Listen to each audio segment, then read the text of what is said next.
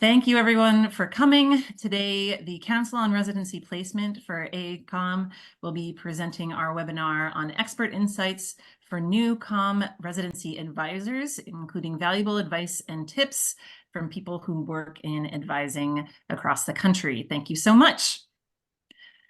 Just a couple of housekeeping notes. Be aware that this webinar is being recorded and it will be posted for you to watch afterwards on the website shortly. All participants are in listen-only mode, so we will have the panelists be able to talk, but the participants, if you want to reach out to us, you can use the Q&A. If you experience technical issues, please make sure to use the chat feature. And again, please use the Q&A for any questions that you have throughout the webinar. We'll be, as time permitting, engaging with those, so feel free to ask us what you want to know. So I'll get started with the introductions. I'll be serving as your moderator or your facilitator for this wonderful panel. My name is Dr. Holly Waters. I'm an assistant professor of osteopathic principles and practice at Nova Southeastern College of Osteopathic Medicine and in the Tampa Bay Regional Campus.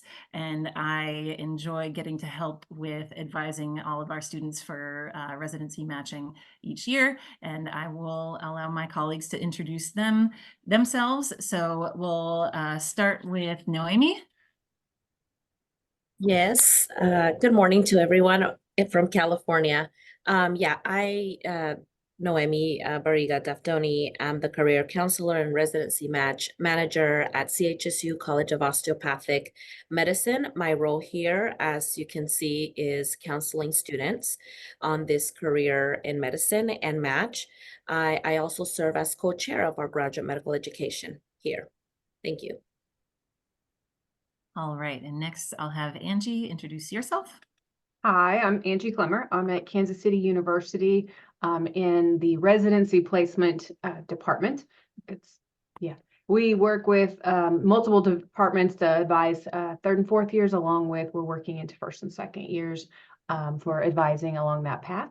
And I've been with KCU for about 22 years now in different roles, but I've been in this one for the last 4 years. All right, Deborah. Hi, I'm Deb Heineman, and I am at the NYT College of Osteopathic Medicine. We have 2 locations, one in Old Westbury, Long Island, New York, and the second is Jonesboro, Arkansas, and I oversee residency and career services for both from year 1 until the match. And Lisa. Hello, I'm Lisa Shelburne. I'm the Director of Career Services for Lincoln Memorial University DeBus College of Osteopathic Medicine. We have 2 campuses. We have a Harrogate, Tennessee and a Knoxville, Tennessee campus. My department, there's 2.5 of us. We work with all phases of career counseling and residency counseling from years 1 through 4. We also work with all of our graduates in their medical education verification. And I've been doing this for 11 years now. All right. Thank you so much, everyone. And I tallied it up. We have a combined total of, I think, over 40 years of residency advising among the panelists. So we have some wonderful insights to share with everyone here today. Okay, so today we're going to overview GME, graduate medical education, and the roles that the residency advisors take on. Go over some national organizations that are important to be aware of when you're conducting residency advising. We'll go over the whole timeline beginning with year 1. We are going to share a number of the key resources that are important to have in your back pocket. We'll be presenting mechanisms in which to engage with the organizations, including AACOM's Council on Residency Placement, of which we are members. And then we'll also be talking about pearls and pitfalls of residency advising pretty much throughout this entire webinar. And we are excited to share all these insights with you today. So just as a very basic overview, hopefully everyone here is already familiar with this, but the accreditation, ACGME's definition of graduate medical education is the period of didactic and clinical education in a medical specialty, subspecialty that follows the completion of undergraduate medical education or in the first 4 years. So as preparing a physician for independent practice in that specialty, subspecialty, or subspecialty, AKA residency or fellowship education. So we are going to be talking today about how to prepare our students for GME. All right, and now I'll have Deb take over this slide. Hi, everyone. Depending on the size of your office, residency advisor responsibilities can be all of yours, or they can be shared a little bit. I have one senior career advisor that works with me on the Long Island campus, and I have one that works with me on the Jonesboro campus. The important aspect of your role is that you really need to remain up to date on all aspects of residency advising. It is constantly changing. Different specialties will suddenly change requirements, suddenly develop a form. The residency application can be changed. School, COMLEX and USMLE can now go to pass-fail. So for residency resources and information, you're going to get a lot of information throughout this workshop from all of us as to the different ways to assist. Career counseling is something that most of us do from year one on. A lot of us use Careers in Medicine, which is a platform of AAMC, which also does visiting student learning opportunities for fourth year rotations, and ERAS, which is how you will apply to residency programs. There are a lot of great aspects of Careers in Medicine, and it usually gets updated every year after the match. Application support.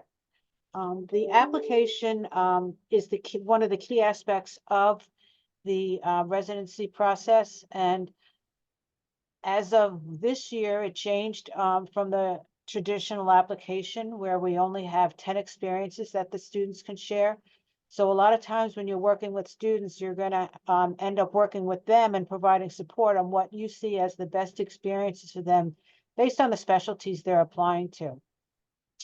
Medical student program evaluation is a compilation of the first 3 years of medical school. At our institution, we have a separate person that does that for the dean, and it includes the history of the school, what type of curriculum you have. It incorporates all the information from third-year clerkships, and generally they take a while to write, which is why we have one person that does it separately. One of the things I should have noted at the beginning for our campus is I have 325 students on the Long Island campus in each year, and I have 125 in Jonesboro. So that's about 450 students. So that's why we have someone separate write those evaluations. Interview preparation is really key. It's something that's important because as I talk to students, I say, you know, if you get an interview, that means generally you've passed the paper part of the process. But your interview is going to be key because they want to learn about you. They want to know if you're going to fit into their program, what you can bring into the program. And there are a number of ways to do this, whether it's having interview skills workshops, doing mock one-on-one interviews, or we also have available for COMS the Big Interview Medical Platform, which was specifically developed for medical schools to assist students in interview preparation. Program selection and advice can be one of the key aspects of what you do as an advisor, because sometimes it's very difficult because you have to be honest with students. Students with scores that have to be competitive for the specialty they're applying to. And that sometimes is hard because students have had dreams maybe of being an ophthalmologist for years, and you know they get 420 on their COMLEX 2. So that's sometimes the most difficult conversation you're having other than match week, because you do want to be honest with the students. There are more applicants than there are positions in this residency process. So your goal is to help them get to a program where they will be happy, in a program that they'll be happy, and in a city that they'll be happy.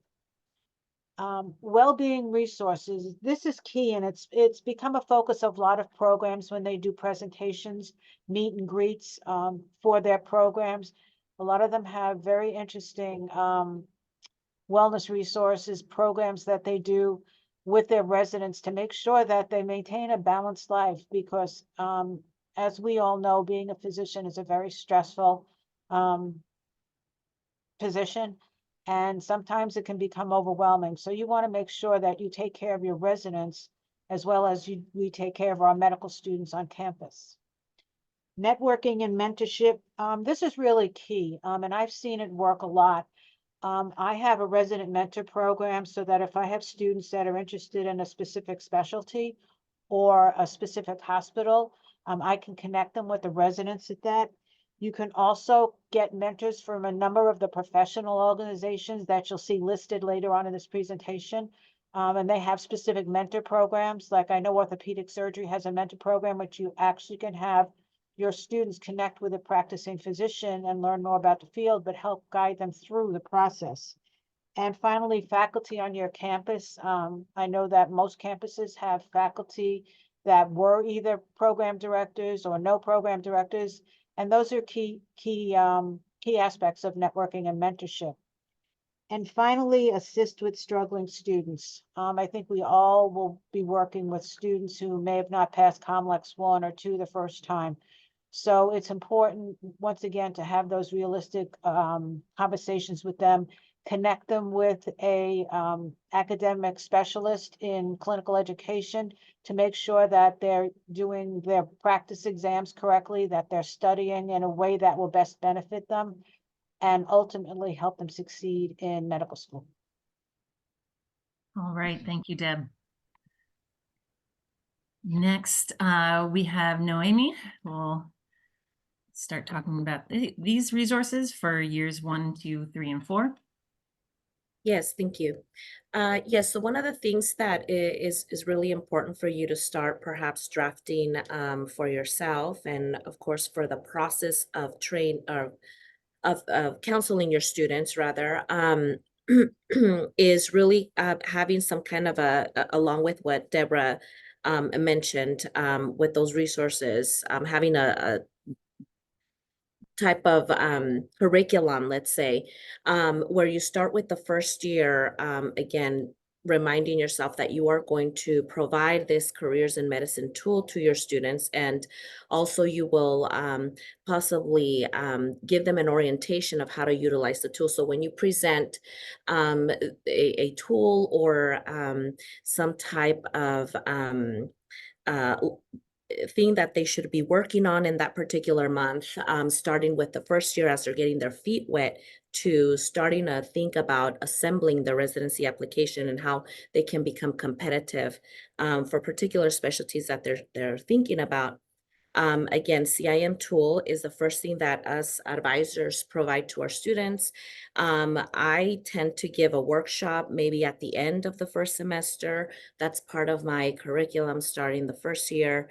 Maybe in the spring of the first year, right before they go on break, I write a workshop where we're going to talk about how to write the CV.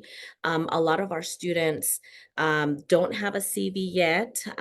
They may have something like maybe in the middle where they are currently converting it to a CV, or they just do not know or have not even started a CV and they're just stuck in the resume. So you'll have students where they'll end up like they'll be in different levels in this process. So again, having a process from the first year all the way to the fourth year of the different topics that you'll be introducing to them, and also having querying maybe your students as to in these workshops, what are they interested in, or where are they in understanding the match and the process to the match.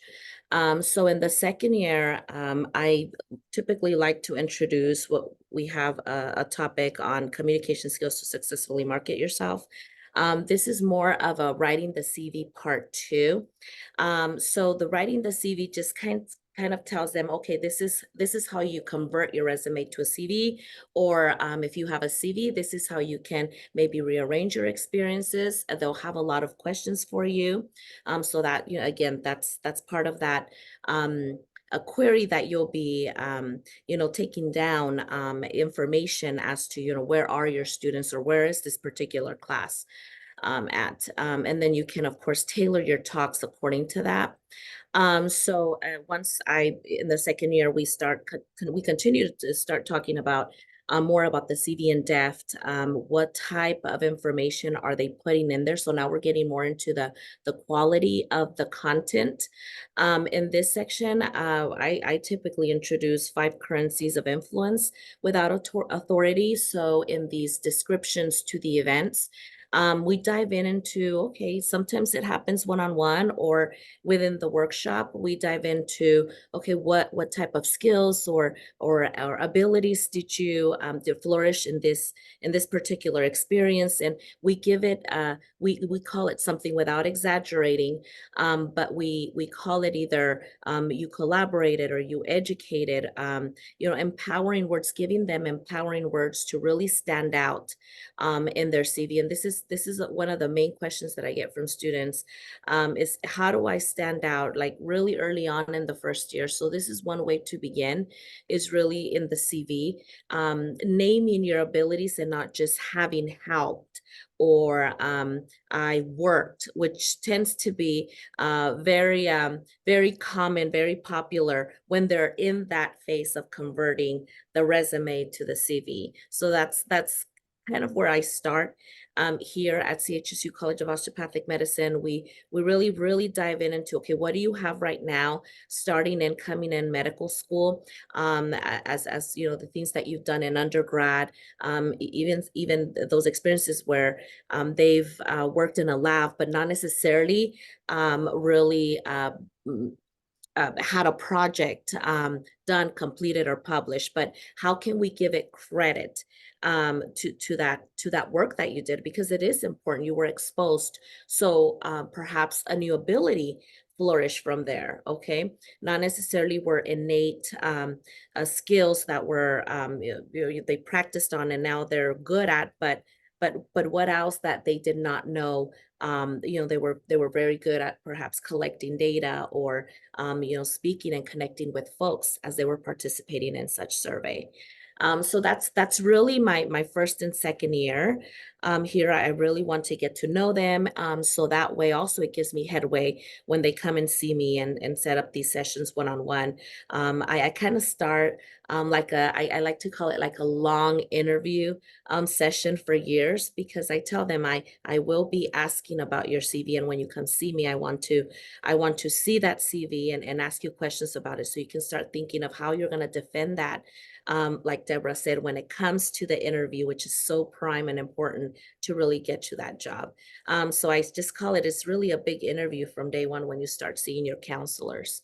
In the third year, I like to begin a series of presentations, and I know that we all do this, continuing to cover like the next or the second phase of that process or curriculum, to preparing them for assembling the application and ultimately having a successful match, right? So here we begin to talk about things like, okay, now we're handing you over the ERIS token. So what does that mean? What kind of access do you have in ERIS? All right. So at maybe limited access, you're only able to generate letters of recommendation at this time. And also, giving them that update that later on in the year, they will have full access to starting to complete that residency application, but perhaps not yet, because where we're at is really in just requesting those letters of recommendation through the ERIS platform.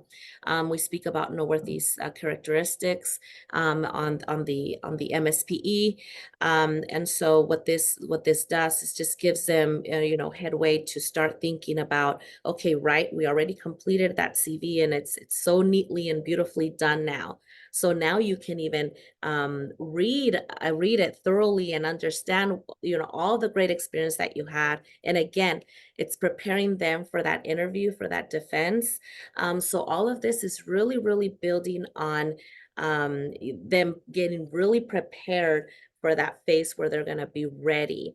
ready to even describe meaningful experiences when they're transferring information from their CV to the ARIS application. So all of this is really groundwork. And this is what I tell them, this is groundwork. Everything, it really seems like it's just many layers that they have to, peel off this process to really get really specific, because that's how they really make their application stand, just being specific. So again, according to your school, of course, you may probably want to take them through the process of developing the noteworthy characteristics. We do a session on how to write those succinctly, and also the timeline for our process as to when we perhaps need to collaborate with the students to put these noteworthies in queue for their MSP, which is springtime in the third year. Again, in the fall of this third year, we speak about their access to VSLO, granting them that access to that platform, and also planning the fourth year and speaking to them about rotations outside of VSLO, those that where they can apply directly. They'll have a lot of questions about that because, again, you're introducing them to this platform where they can just go and seek all the information, their one-stop shop. But then you have to tell them about these other rotations where you really do need to triple check what the requirements and everything by going to the website of that health institution. So it's a little bit maybe more footwork that they have to do. So again, I find my students having a lot of questions there, and there's sometimes they feel uncertain, unsure, so they'll have sessions with you, and they'll want to talk about like, okay, I have this VSLO opportunity, then I have this one that's outside of VSLO. And so just depending on, their schedule and everything, then, that's where you're going to provide some guidance. The next thing is really in the second semester of the third year, where we start talking to them about the personal statement. Sometimes it may happen in December. I understand some classes are pretty large in our schools. So trying to get to everybody and answer their questions about or reading their personal statements, starting early on, maybe December in that third year is maybe more timely than talking to them about it in January. You just have to feel, your class size and see when that time is right. The updates on the different matches and trends, that's something that's constantly, we're constantly as advisors trying to really catch those curveballs, because these different types of matches will probably throw anything at us at any time. And so we want to be really up to date as to what's happening when, and so that way when we have these sessions in the third year, which really happen for us once a month, so that we're all on the same page, we're updating our students about these updates on the different matches. There's as you understand 4 as of now: the urology and ophthalmology, the military, which are earlier on than our mainstream, which is through the NRMP. So also trying to understand and dig. Sometimes information is not just given to us, so we have to dig with the different specialties and what they're requiring as standard letters of evaluation. So those types of very, very important details that they need to know, these students, according to where they're applying, is really prime. So we're always trying to look at the different sites for the specialties and the matches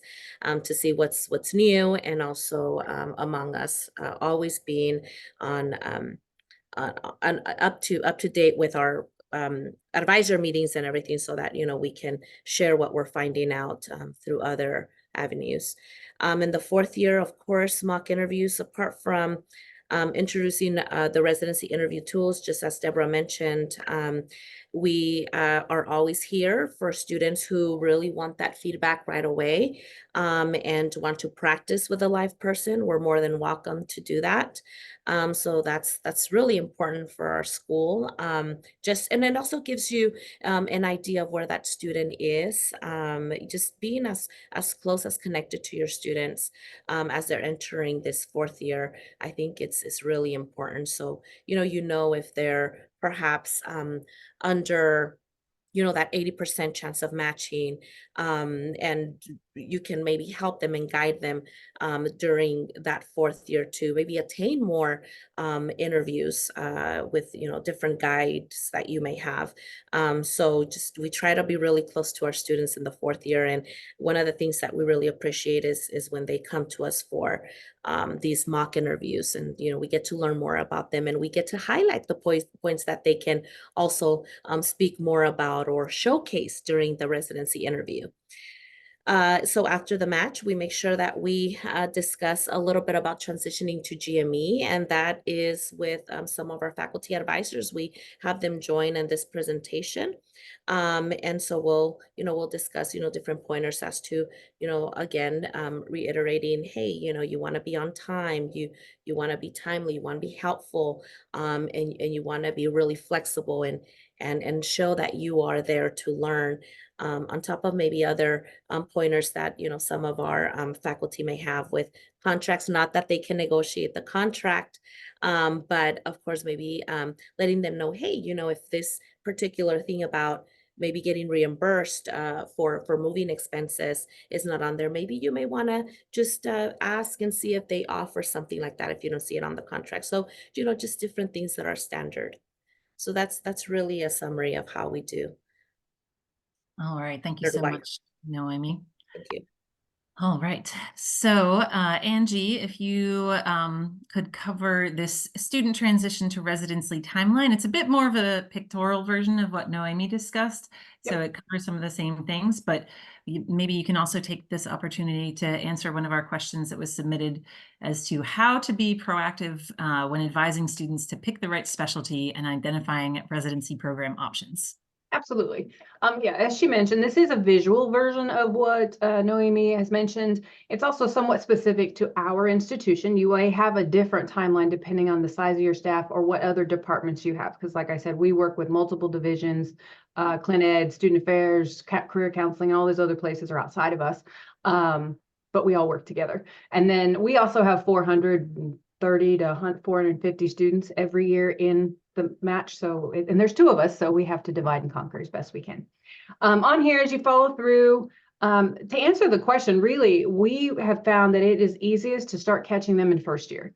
You may not be able to have nearly as many first, in-depth conversations at 1st year because they may not know what they're wanting to do or anything like that. But that 1st year, when we meet with them, we do a quick orientation when they're first starting and introducing them to us. Hey, we can answer your questions. We can talk to you. And then and we tell them, we don't really want you to jump into everything right this second. And so we have them, like I have listed, learn to study, because you got to pass med school to be able to get to that process. We do mention careers in medicine to them in terms of what we recommend for pieces of it. And ours is the assessments, really getting into those. And that's assigned to them through another department.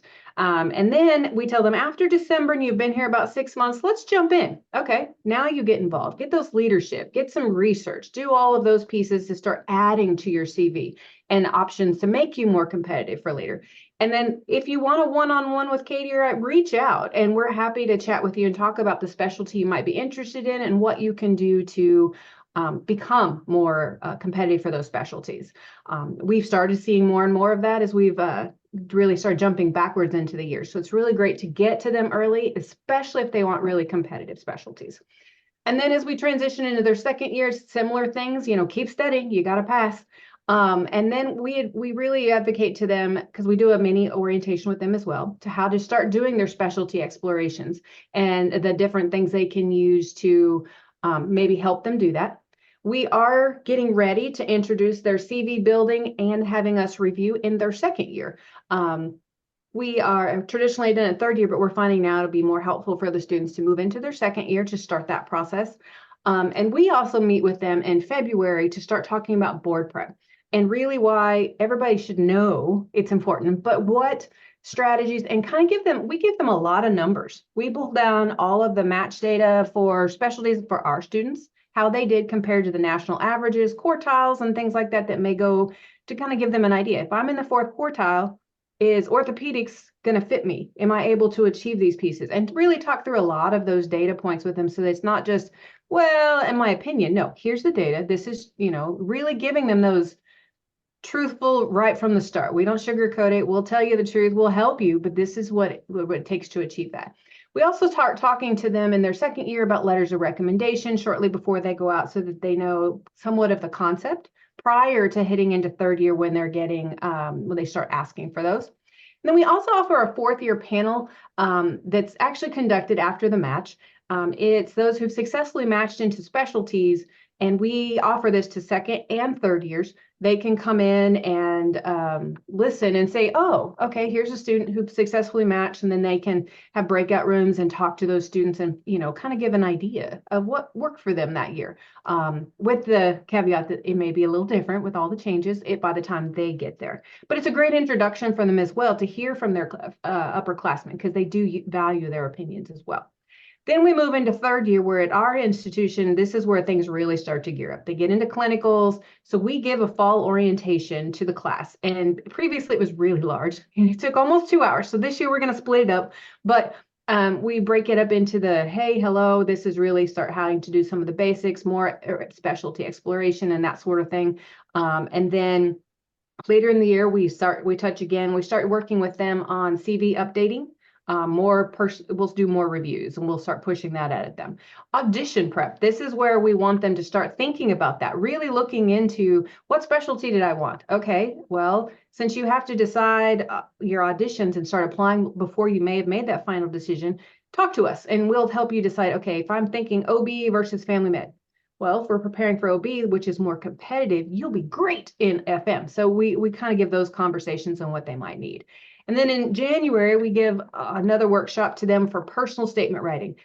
We've moved it earlier to that because we found that in VSLO and in all the other applications for auditions, a lot of them are starting to ask for personal statements. And so while it may not be the personal statement, it is definitely, so we've moved it earlier to kind of help them prepare for that and start to knowing how to write it. And this is the first year and it seems to be going well. We also start to review their personal statements for that as well. And also, that's a great time to do a specialty check with them. We actually have them, we have a system where we have them enter it so that we know what we're advising them on. What's your specialty choice, first, second, and third? You know, so we can have those one-on-ones with them. Then again, the fourth year panel that was in the same one, they get to do again. Then we have an MSPE workshop because our department actually generates that. Now, thankfully, ours is automated, so it doesn't quite take, we don't have a dedicated person, though that would be great to have. So we start working with them, and on the noteworthy characteristics, Noemi had mentioned how that works, what goes in it. We talk about our MSP policy and how that way the students are very aware of it. And we take them through it. I mean, it's an actual workshop. We show them pieces and they get to see that way they know what they're looking at. We also, and we're very big on all of our workshops that we take them through things. We don't want them just to see the text. We want to show them this is what it runs for. We'll give you all the details, but we really want to show you what you're going to see so that maybe those who are more visual learners can also pick it up. And then in June, we go through the application systems prep. Now, we do traditionally ARIS, but like this next year, we'll be doing a residency CAS for our OB residents. And then we also talk to those specifically who want to do SF match for ophthalmology or plastics and that sort of thing. So we do go through them all, but we really take them through ARIS and showing them what it looks like, kind of what to expect and tips on what they should use, like the worksheets and all the pieces that ARIS offers to help them get started for those applications. Then we move into their fourth year where it's kind of a large bridge of a lot going on from June all the way up there through October. They do application prep and between July is when they start working on their applications. They start moving into making more personal statement reviews. Then they become really serious. Hey, I need you to review my personal statement. They've asked us to review their applications, but we don't necessarily have time for all of that. But we give them some good tips and things along the way. We finalize their MSBs.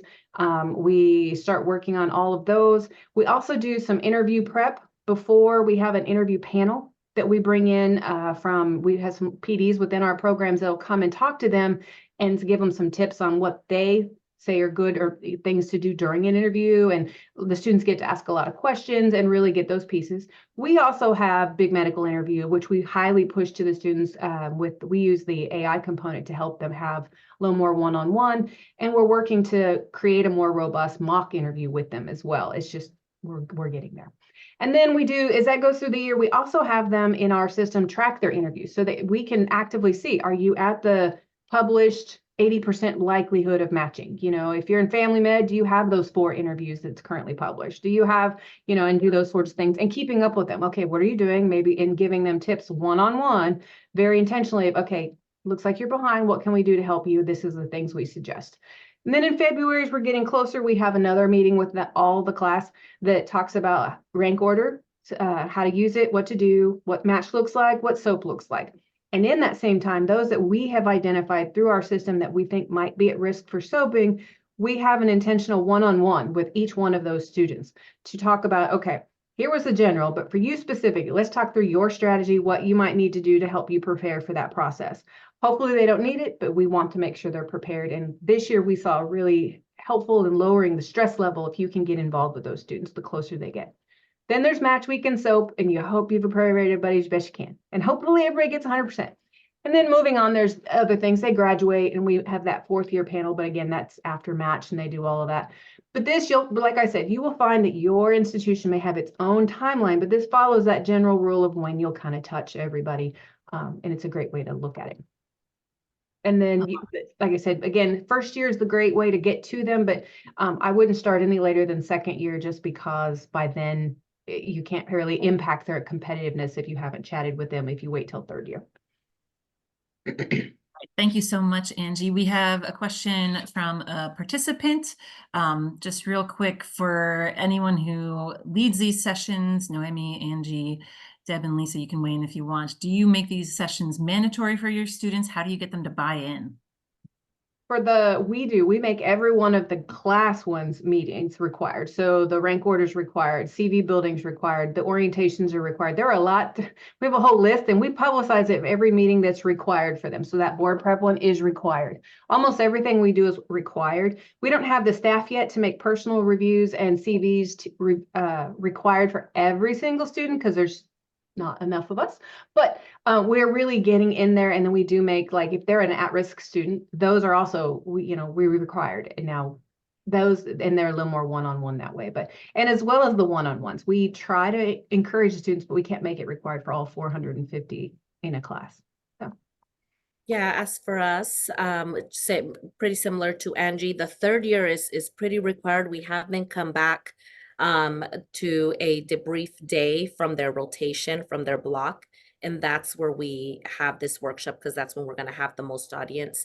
For the CV is somewhat, we can't always have everyone, but we'll record the session and we're able to post it. We do require one-on-one in the 3rd year just so that we know where they're standing. We have a really good relationship with the Associate Dean of Academic Affairs. And this 1st and 2nd year students have once a month required clinical practice reflections. So we coordinate with him and have our session first, and they have to sign, check in with their ID cards. And we alternate those sessions between 1st and 2nd year. So their attendance, because it's required for the clinical practice reflections, those 1st and 2nd year workshops, they're also required. And this year, our 3rd year workshop, which is the introduction to their 4th year, which is in July, right after their 3rd year, will be required because it's going to be part of their 3rd year course. And in addition, our students are required to meet with me one-on-one in their 3rd year to review their match plan. Ours is a little bit different. We do have a 4th Friday didactic session every end of each rotation that we have 1 hour that they do have to attend 60% for the 3rd years. But we use Canvas. We use a Canvas learning platform for our students. So we have a pretty robust Canvas page. We do the sessions live a lot for the CVs and personal statements, so match, but we also record it and post it to the Canvas. So that way they do have that availability. If it's at 10 o'clock at night, they decide they want to watch a video. All right. Thank you, everyone. Okay, so next we'll have Deb talk on some of the key resources for residency advisors. We have 2 slides. This page and the following page really coordinate together. One of the things you will quickly learn when you're working in this field is there's an acronym for everything. In fact, when we meet with our first years during orientation, my career advisor literally has a slide that she just shows acronyms. When she started, she said she just kept a running list because everything is an acronym. So I'm just going to go over a little bit about some of them. AACOM, as you can see, is the American Association of Colleges of Osteopathic Medicine. And that's who's putting putting on our webinars that we see. And within AACOM is CORP, the Council of Residency Placement. And for those of you who are not a member of CORP, I know Austin put in the chat how you can join.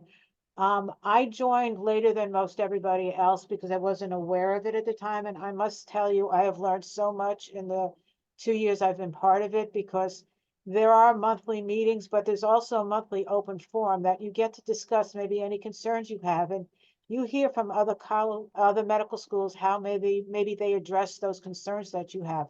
So it's a great interactive meeting, and you will learn a lot. And for those of you that are new, it's probably a quicker way of learning rather than trying to search for things on your own. AAMC is the body that oversees careers in medicine. VSLO, which is Visiting Student Learning Opportunities, which, as I mentioned before, is how you get your fourth year rotations. ERAS, which is the Electronic Residency Application Service, and that's how all the documents are transmitted from the platform to the programs.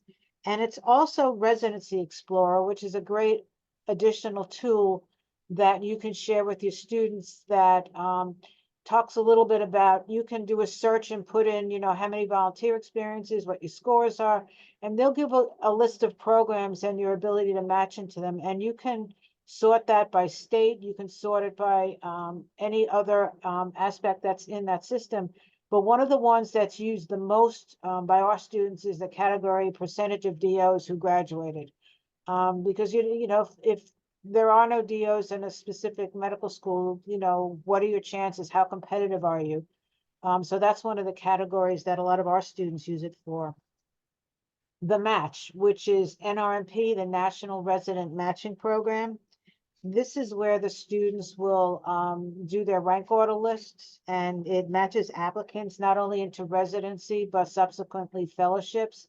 And the students will create their rank order list, and the programs will create their rank order list, and a matching algorithm, I don't know how it works and matches students to programs.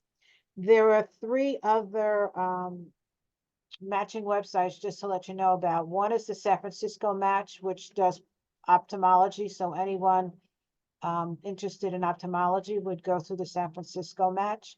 There are some plastic surgery programs that also use the San Francisco Match.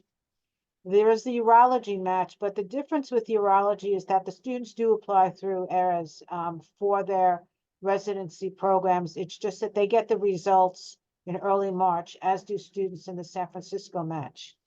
In addition, there's the military match. I know we always have students on our campus who are part of the military. And so that's a completely different system, a completely different timeline. And they get their results the second Wednesday in December. So you have, at least 3 major early matches: military, urology, and San Francisco Match. And of course, we talked about the new platform that OBGYN is going to be using, and plastics for some other plastic programs. They also have their own platform that we as advisors would upload their MSPE and transcript to. ACGME is the accreditation body for all residency programs. So you want to apply to residency programs that are ACGME accredited, and accreditation happens continuously. April is a big month for programs that find out that they're newly accredited, which may provide opportunity for students who have yet to match. I already got an email from a program that's nearby in psychiatry, and if they get matched in April, they're going to be looking for students to start July 1st. AOA, of course, is the organization that represents osteopathic physicians. This is where you get board certified. You can get CME credits. In addition, they host an annual conference called OMED, OMED. NBOME is the body that does the licensing exams for osteopathic students, COMLEX 1, 2, and 3. NBME does licensing for USMLE steps 1, 2, and 3. And then finally, the American Board of Medical Specialties is on board certification, but within that, some of the things that I know we'll talk that are on one of the later slides, but you really do need to stay current with a lot of the professional organizations, which are on a following slide, because there's constant changes. For example, emergency medicine has their own form for letters of recommendation. Orthopedic surgery has their own forms for letter of recommendation, and they require all three of those required letters to be those forms. OBGYN has its own standard letter of evaluation. So as you see the list at the end, make sure that you keep up to date on what the requirements are for each of the specialties that your students may be applying to. And I think I covered them all. Yes. Thank you so much, Deb. All right. Now, Noemi, we have some resources that you'll be covering for our COM advisors. Yes, thank you. Yes, and just as Deborah, I think she covered a great deal, and I think it all trickles down to the same resources here, the NRMP data and reports as information that you want to go and really be familiar with. Charting outcomes in the match, it's almost like our go-to, I would say, for me. As I'm speaking with students, I'm able to show them data that has, been collected from the different queries, program director survey, all of these data or information results have been really taken from these surveys that programs complete. And this all has to do with, them filling out like the characteristics of their program. What do they think about, the ideal resident that will be a match to their program, their specialty? So these are very important. This is a very important data to be able to share in your one-on-ones with your students. Again, when you're having those students that are on the fence with different specialties, or maybe having difficulty, bringing someone down the cloud, they're maybe not as competitive. These are the reports that I like to show and say, look, this is where you're at, and this is really the match trends from the year before, and this is what it's showing. You tell me. This is a way to really take them to the future and see if that goal that they have is really realistic. So to me, the data is just really prime in my and present in my one-on-one sessions. ACGME accreditation data, a list of newly accredited programs that goes hand in hand with the data, especially with those folks that perhaps are looking for specific community-based programs, or maybe new programs, because maybe their competitiveness is maybe not quite there, but yet they're in the neighborhood. And again, as we're talking to them also with like maybe applying parallel, or maybe 2 or 3 other specialties that perhaps they're comparing, these are going to be programs that or data that are going to be really important for them to take a look and compare. List of programs by specialty. Again, these are great resources. San Francisco Match, statistics there, and ERAS also offers a great deal of data here in the information that they've gathered from programs. So I would really have this as my go-to when I'm sitting with students. All right. Thank you so Residency much. Explorer too. Here it Yes. is. One of our favorites. This really has everything that the program has to offer as they're looking at programs for applying for the 4th year, and again, compiling that list of programs for application. Excellent. Thank you, Noemi. Thank you. All right. So now we're going to show you some of the specialty specific data and resources, and Angie will cover some of these. In addition to what Noemi mentioned, it's always a good idea to have these specialties, because as Deb mentioned earlier, a lot of them have their own thing. And so we compile a list that we provide to our students in several of our meetings, and we keep updating it. And to be honest, and we provide it on our webpage, but this would be something I would keep handy until you got it either bookmarked somewhere or all that. But this is a link to all the associations from they have their program directors or things that send out hey, by the way, OB is going to have this slow, and now it's going to be integrated into this system, and we're going to require 2 versus 1 and all these pieces. And they also tend to have a lot of other information that if a student's interested in OB going there, they may have things that they suggest the students do and work on to help them within those rotations or audition rotations. They offer a lot of information that you don't get just typically from a program site specific to that specialty. So we try to keep up with it. We put a lot of their meetings on our calendars and try and keep up with their dates.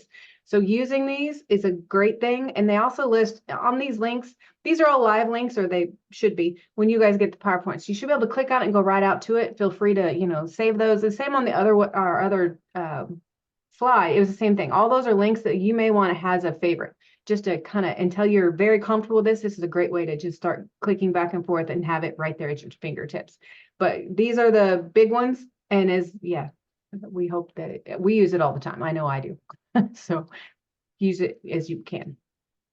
And then this one is some more resources that are offered specifically from AACOM. And the first one I want to talk about is the Residency Application Data Guide, which is coming from one of the working groups within AACOM. It's the data group, which I'm part of, so I'm very proud of it. And it provides some information about each of the specialties based on the NRMP data that's published, and it's getting ready to come out with the upcoming conference. So we hope that you all will look at it, and it will get updated as each new iteration comes out with new NRMP data. And then there's also another working group within AACOM that worked on developing a toolkit for students who need to go back through residency or deciding to reapply for a different specialty, whatever, throughout the years. So this really helps those students that maybe they didn't get their full specialty. This year they got just their prelim program, and next year they're going back through for anesthesiology or derm, or they decided this wasn't the right fit for me this year, and next year I'm going to go back for an entirely different specialty. This is a great thing for you and for them to help them in the process. So again, bookmark all these on your AACOM page and make it easy to find. CORP has a great toolkit for recommendation letters. We get asked for it all the time by students. Should you're an attending ask them to write their own letter, we use this as a resource. You can look at this, but we also have our clinical education department send this out to our preceptors at our core sites, so that way, for those who may be new to writing letters of recommendation, it's a great toolkit that shows them what general things to include and things like that. And it's a great way to get them started.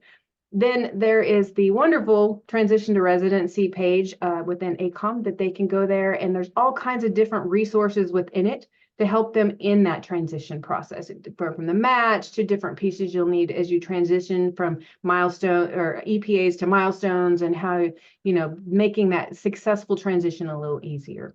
Then we also have the UME to GME task force. There's a lot of data within that pulls from different working groups and things that are developed for that specific purpose, to help undergraduate medical students get into graduate medical education, and the different pieces that go into it. Now, each one of these, again, is linked, so feel free to click on it, and there's different things under the UME GME. They have a whole page of different resources and things they use for their data, so I highly recommend it.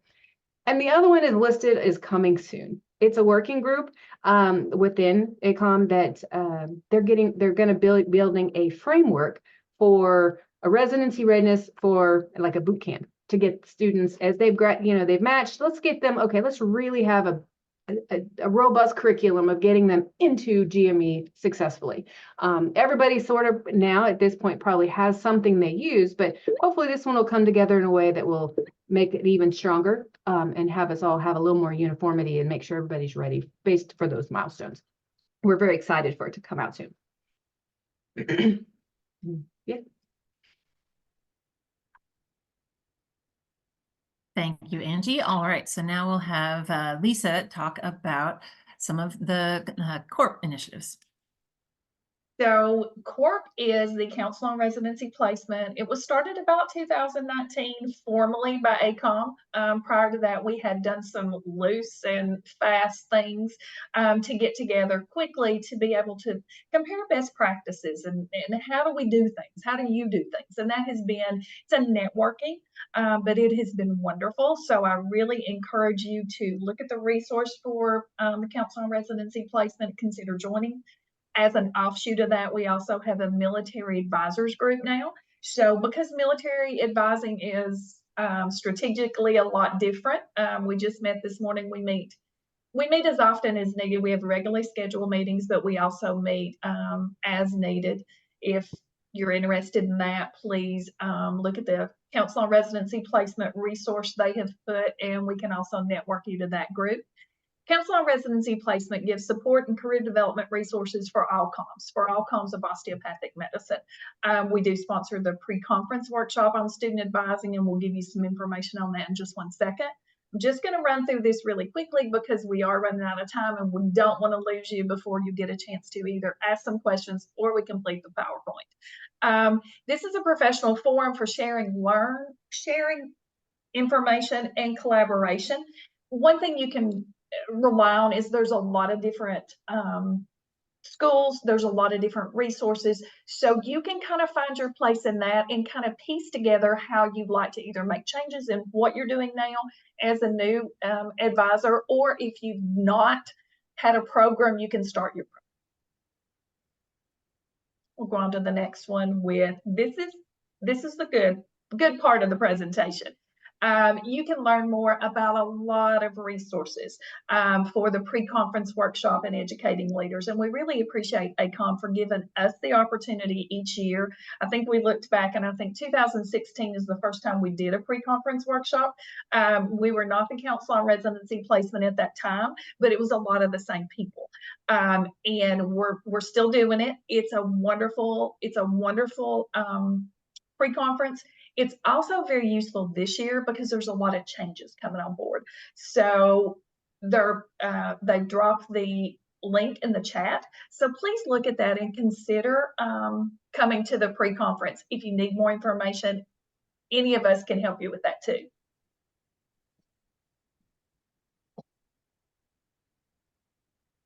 All right. Thank you so much. One quick question, Lisa, is the pre-conference virtual or only in person? It is only in person, but you can register for the pre-conference and not go to the full conference. All right, thank you so much. So now we do have a little bit of time to cover some Q&As. So, pulling a question out, not necessarily in order, can anyone touch on what is the best advice for advisors from a newer college who may be sending out their first cohort of residency candidates this year? Yeah, I'll go ahead and answer that. We just had our first match. I think that learning from them, I think they have a lot to teach us about their questions. I think I really liked having a running list of Q&As for the different topics that we addressed, the different workshops that I mentioned that we have in the third year to help the others, also samples for the noteworthy characteristics, and any other things that really would help us have maybe other pointers or other questions that we can maybe ask our students while we are in our one-on-one session to discover or better help them with deciding maybe which specialty they would like to are interested in when they're like on the fence with multiple ones, or find out, hey, what is it really that you want to do? More than just, oh, I want to, they have like this ideal picture of a particular specialty or a licensed physician, but more like, okay, what is it that you really desire or see yourself going through in your work day? So I mean, just different things that our own students teach us are really, thoughts and questions that we put down for us advisors to have when we're having these discussions with students. They're our best teachers, I would say. Thank you. Anyone else want to weigh in for new advisors and at new comms? All right. Well, I think a lot of our presentation can really help with that as well. So one resource that that AACOM has been offering is to connect new advisors to a residency advisor mentor. We are all in this together. We want to help support each other and support students of osteopathic medicine as they transition to the residency. So please contact GME/initiatives at aacom.org to get connected.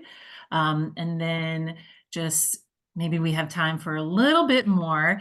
If each of the panelists could maybe share their favorite pearl or pitfall or both of residency advising. All right, I'll be happy to start with that. I think my pearl is going to be utilize your graduates.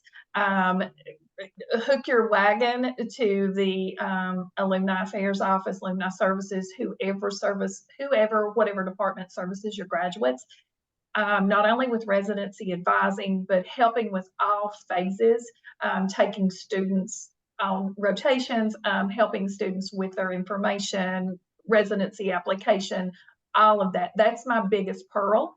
The pitfall is avoid doing what you've always done. If things are not working or if there are new things you think you want to try, even network with someone in the field in a different area, and just networking. That's the biggest pitfall, is thinking we've always done it this way. Sometimes you got to change. Thank you so much, Lisa. Angie. Yeah, okay, I would totally agree with that one. And the other thing is to really get involved with CORP and all of these advisor folks. I've learned so much in the last couple of years as being a newer member to CORP, and using that to help me learn these things and things that I wouldn't have thought to do, because that's not how we'd always done it either. So really getting involved and starting really using these resources for the specialty so that you can develop what's current, not what's been done. And then the biggest pitfall is to silo yourself away from others in your institution. While you may be entirely different department, you still need to utilize all those departments to make sure you are sending a unified message to the students. So like for us, taking STEP, is that a thing? Is it not a thing? And we've finally gotten everybody on board with how we're advising for this sort of thing, or who to send them to for that kind of thing. So really network within your own institution to make sure you guys are sending out a unified message and not making conflicts. Otherwise you may lose some credibility with your students. Thank you so much. Deb, anything that you would like to share? Yeah, I think I already shared part of it when I was talking about networking. I totally agree with Lisa. Networking is key, especially for DO students. I just had, a conversation before this meeting with a student who wants derm, and she's not understanding, why our derm applicants don't get a lot of interviews or from formal MD programs. So it's always networking, connecting. And I think the biggest pitfall is a lot of times students are listening to attendings and other individuals, whether it's during clerkships or whatever, that are not necessarily up to date on the information. So just make sure that if they hear something that's a little different from something else, that they always are comfortable checking with you to make sure that what they're being told is correct. All right, Noemi, thank you. Thank you, Deb. And Noemi, what would you like to share? Thank you. I really echo what everyone said. I think one of the things that I learned was I tell students, come into my office. I like to bust myths. And so that's just the way I call it. And so just, leave the question. If I don't know it, I ask my colleagues here in CORP, which is, really my go-to. And so I just go in and answer that way. Whatever question I have, I'm just not going to keep it to myself. I'm going to go ahead and put it out there. As recently being really new also in this, CORP has really helped a tremendous God, in so many ways, tremendously CORP has helped. And also just getting a hold of all these resources and data, and just learning to really dive into the information, all of the things that the resources bring out with, the queries that programs are responding to, has been really helpful to really take these students to the future and see, is this really a realistic goal, or really, start to dig into, hey, what is it that you really like to do? And let's start, maybe jotting down and taking notes and journaling. So those have been, some pearls that I always bring up. Journal on top of everything else. Excellent. Well, thank you so much, everyone. And thank you for those of you who stuck around for the extra few minutes that we stole of your time. Any questions, if anyone looking for a mentor or to get involved with CORP, please email gme-initiatives@aacom.org. And this PowerPoint and the recording will be made available to registrants. It will also include the contact information for all the panelists today. So if you have any specific questions for us, we are happy to be here to help everyone else succeed in this as well. So thank you so much to all the panelists. Thank you to the attendees, and thank you, AACOM.